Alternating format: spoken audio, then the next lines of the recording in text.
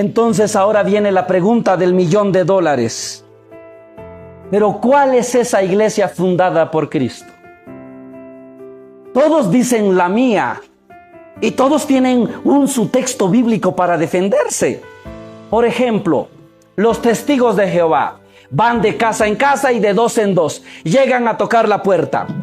Buenos días, nosotros somos los testigos de Jehová. Y si usted sale y le pregunta, a ver, ¿y dónde dice la Biblia que su iglesia es la verdadera? Los testigos rapidito leen.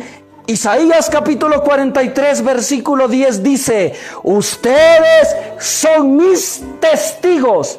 Es la expresión de Jehová. ¿Vieron? Aquí dice, son mis testigos. No dice, son mis católicos. Así que nosotros somos la verdadera iglesia, porque aquí clarito dice, ustedes son mis testigos. Y eso no es todo. Mira lo que dice Hechos de los Apóstoles capítulo 1 versículo 8. Jesús le dijo a sus apóstoles, y serán mis testigos en Jerusalén, en Samaria, en Judea y hasta los últimos rincones de la tierra. Jesús dijo, serán mis testigos, no serán mis católicos. Además, el Apocalipsis capítulo 1 versículo 5 dice que Cristo es el primer testigo fiel y verdadero. No dice que Cristo sea el primer católico. ¿Y cómo se queda el católico? Con ganas de hacerse testigo de Jehová. Se van esos y llegan los adventistas del séptimo día. Y los adventistas del séptimo día dicen, nuestra iglesia es la verdadera. Y si tú le preguntas, a ver, ¿dónde lo dice la Biblia? Facilito. Génesis capítulo 2 versículo 1 al 3 dice que cuando Dios terminó de crear el cielo y la tierra, reposó el séptimo día, lo bendijo y lo hizo santo. Y preguntan, ¿qué día reposó Dios? El sábado. ¿Y qué día guardan los católicos? El domingo. Ahí está, ustedes no son, somos nosotros.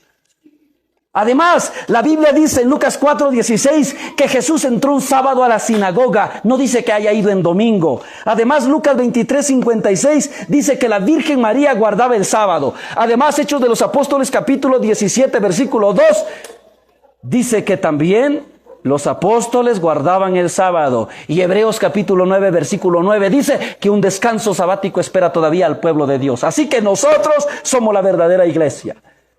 Y ahora el pobre católico ya no sabe si hacerse testigo de Jehová o hacerse adventista del séptimo día.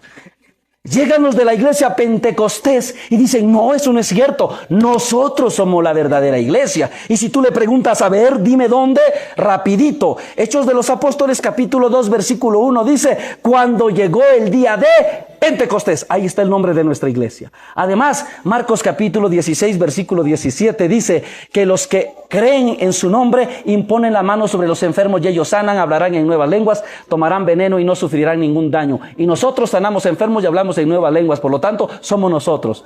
Y ahora el católico se queda ganas de hacerse Pentecostés. Se van esos y llegan los de la luz del mundo. Y los de la luz del mundo dicen, somos nosotros. ¿Y por qué? Porque Jesús dijo en San Juan capítulo 8 versículo 12, yo soy la luz del mundo. No dijo, yo soy católico. Y para no cansarlos, los 100,000 grupos tienen una razón para decir que son la iglesia de Cristo.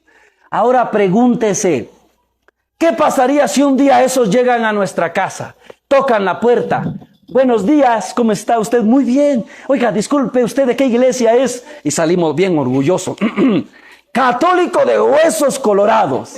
¡Ay, qué bueno! Así quería encontrar a un católico de huesos colorados. Mire, aquí traigo una Biblia católica. ¿Usted me podría decir dónde dice la Biblia que la iglesia católica es la iglesia de Cristo? ¡Ay, Dios! El pobre católico siente que se desmaya. Ahora sí, ¿quién podrá ayudarme? El chapulín colorado ya se murió. Pero para eso vine yo. Y por eso quiero que me ponga atención. ¿Cómo sabemos nosotros que la iglesia católica es la iglesia de Cristo? Lo sabemos por muchas razones. Hace algunos años yo escribí un libro que se llama 100 razones para ser católico. Hoy les voy a hablar de 3 razones así rapidito. Primero, regresemos al primer texto que leímos. ¿Cuál fue el primer texto que leímos? Mateo 16, 18. Muy bien, leamos de nuevo Mateo 16, ahora versículo 19. Jesús dijo en Mateo 16:18, y ahora yo te digo que tú eres Pedro, y sobre esta piedra edificaré mi iglesia, y los poderes de la muerte jamás la podrán vencer. En el versículo que sigue, el 19, Jesús le dijo a Pedro, fíjese qué le dijo a Pedro: yo te daré las llaves del reino de los cielos. Todo lo que perdones en la tierra, quedará perdonado en el cielo. Y todo lo que no perdones en la tierra, quedará sin perdonar en el cielo. Fíjese bien qué le dijo Jesús a Pedro.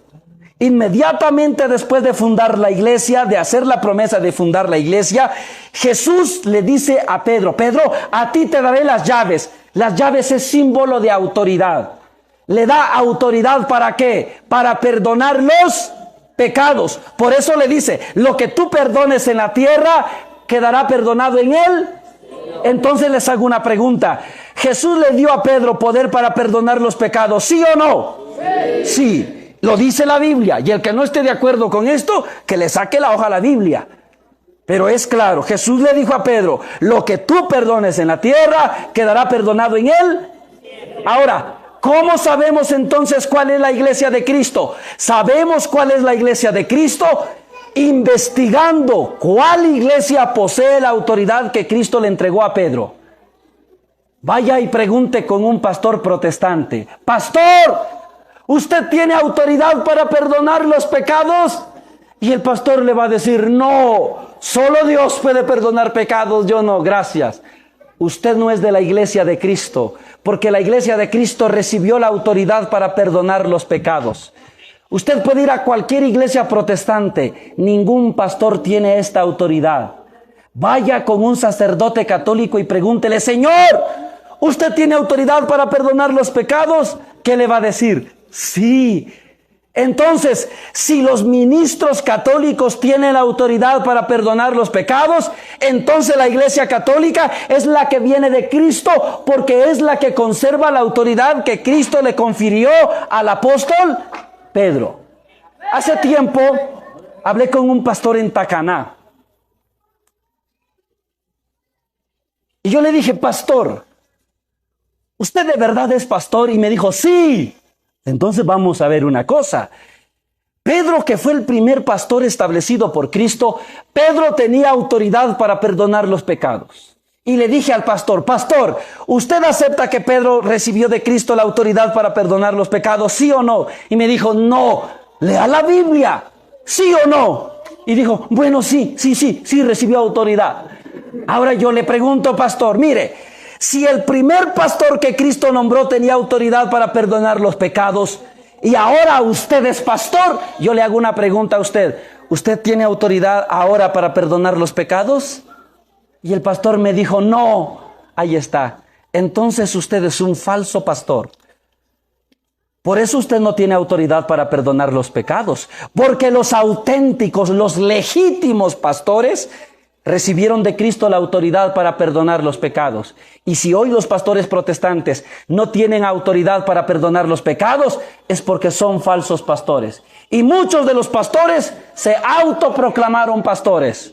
Es bien fácil hacerse pastor. Yo puedo venir el otro año, si quieren, y decir: hermanos, ahora yo soy el pastor Dimas Velázquez. ¿Y quién me puede decir algo? Nadie. Porque allá cualquiera se hace pastor. Pero ¿qué pasaría si yo vengo el otro año y les digo: hermanos, ahora yo soy el padre Dimas Velázquez? ¿Me creerían así de fácil? No, porque en la iglesia católica los ministros se establecen por un sacramento que se llama orden